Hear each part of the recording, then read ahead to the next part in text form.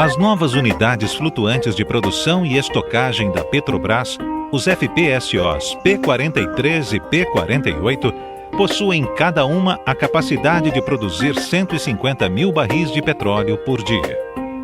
Localizadas na Bacia de Campos e operando nos campos de Barracuda e Caratinga, as plataformas P-43 e P-48 representam um acréscimo de aproximadamente 20% na produção diária nacional. Estas unidades se encontram na extremidade de um gigantesco projeto, responsável por elevar à superfície o petróleo encontrado a mais de 1.000 metros de lâmina d'água no oceano. Além de estocar e transferir o petróleo, um FPSO tem a função de processá-lo, retirando do óleo encontrado nos reservatórios a água e o gás. A partir de agora, conheceremos as principais estruturas da planta de processo dos FPSOs P-43 e P-48. O petróleo é elevado do piso marinho até a superfície por tubulações especiais chamadas de riser, construídas para resistir às pressões exercidas pela imensa coluna d'água. Os risers chegam à plataforma e são conectados aos manifolds, conjuntos de válvulas e instrumentos de controle necessários para proporcionar flexibilidade na operação da plataforma. No mesmo módulo do manifold, encontramos os lançadores e recebedores de PIG, fundamentais na manutenção das linhas de elevação e equipamentos submarinos. Os PIGs, por ação mecânica, limpam as linhas removendo parafina e outras substâncias que aderem às paredes internas. O óleo que chega ao manifold é alinhado para dutos principais chamados headers, que são responsáveis pela coleta do óleo proveniente dos diversos poços produtores de petróleo.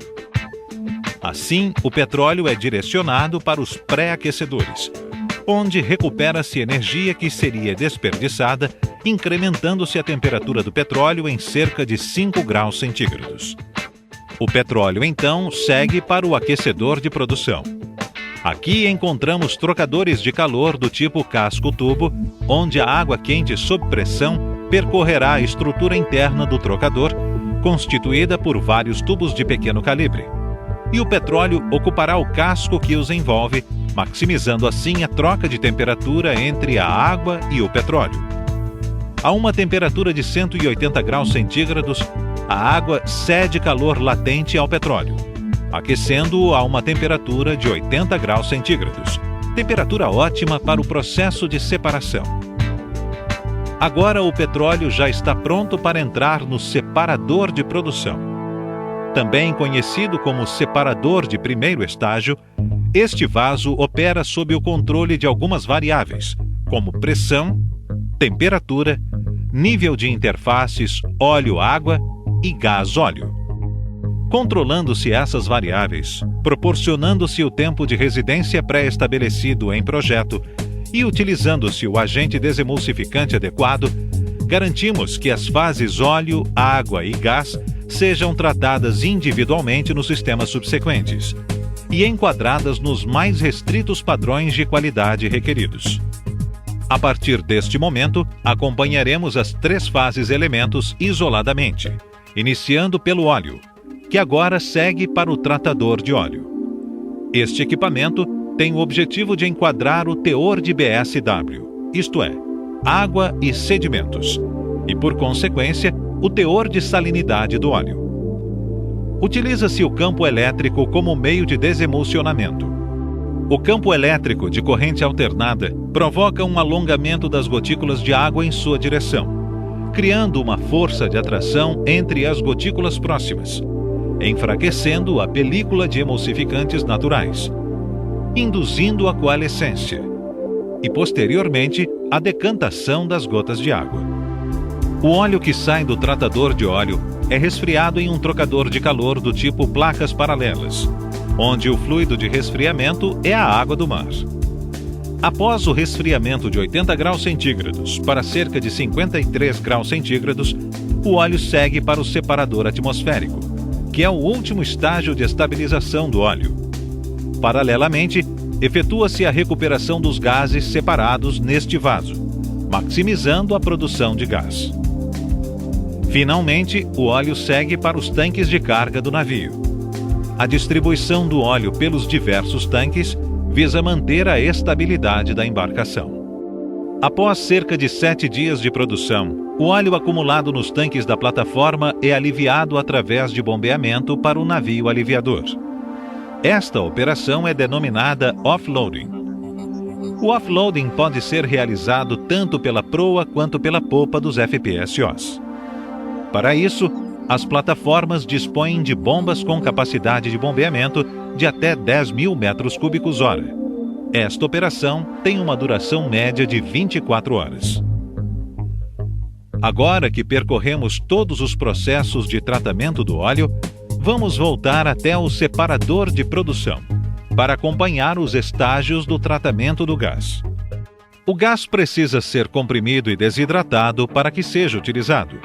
Após sair do separador de produção, o gás carrega uma quantidade de líquido que precisa ser retirado antes de chegar ao compressor.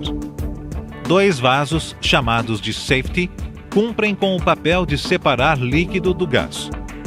Ambos possuem a capacidade de operar com 3 milhões de metros cúbicos diários de gás e separar até 354 metros cúbicos diários de líquidos. Estes vasos minimizam a possibilidade de arraste de líquido para os compressores, evitando danos. O compressor é uma máquina operatriz, ou seja, precisa de aporte de energia para funcionar. No caso das plataformas P-43 e P-48, os compressores são acionados por motores de alta potência, com variadores de frequência, que são dispositivos para controle de capacidade da compressão. Cada um dos 2 primeiros estágios de compressão é composto de um resfriador de gás e um vaso para separação do condensado, que é formado após a compressão e resfriamento do gás, sendo este condensado reciclado para o estágio anterior. O gás do segundo estágio de compressão, após o resfriamento, segue para a torre de desidratação de gás, conhecida como torre de TEG. Trata-se de uma torre de absorção de água, utilizando-se o TEG, trietileno glicol, como fluido de absorção.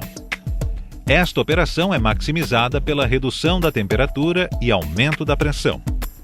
Todo o sistema de controle da torre foi projetado de forma que o gás efluente da torre de TEG esteja suficientemente desidratado. Ao sair da torre de TEG, o gás entra no terceiro e último estágio de compressão. Agora que percorremos todos os processos de tratamento do gás, voltamos até o separador de produção, para acompanhar os estágios do tratamento da água produzida. A água oleosa a 80 graus centígrados proveniente do separador de produção trifásico entra numa bateria de hidrociclones, onde parte do óleo carreado pela água é removida e reciclada para o sistema de tratamento de óleo. A água quase isenta de óleos e graxas passa então pelo pré-aquecedor de óleo antes de entrar no flotador, que é o equipamento responsável pelo polimento final do tratamento de água produzida. Antes de ser descartada para o mar, a água produzida é armazenada em um tanque estrutural do FPSO. Agora que percorremos todos os processos de tratamento da água produzida, falaremos sobre um processo que não está diretamente relacionado ao petróleo: o tratamento da água de injeção. O processo de injeção de água começa na captação de água do mar por bombas de elevação. Antes de entrar na torre desaeradora, a água passa por filtros para remoção de partículas superiores a 80 micras. Então, na torre desaeradora, a água do mar é submetida a um stripping de gás, que é um processo de remoção mecânica do oxigênio. Paralelamente, é feita a injeção de um sequestrante de oxigênio, bisulfito de sódio, que objetiva a remoção química do oxigênio que não foi removido pelo stripping e também do cloro residual.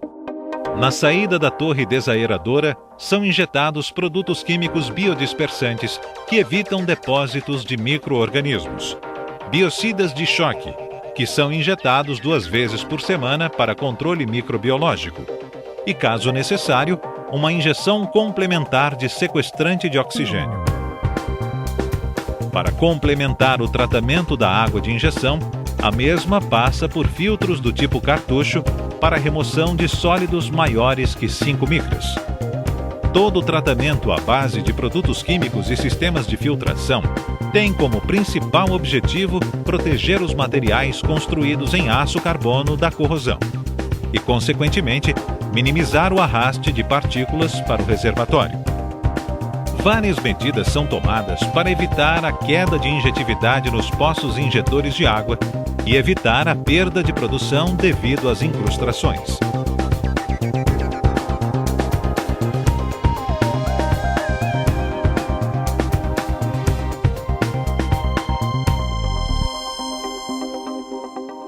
Agora que percorremos os principais elementos das plantas de processamento das plataformas P43 e P48, é importante notar que um grande número de outras estruturas estão envolvidas na sua operação e garantem total autonomia a estas incríveis máquinas.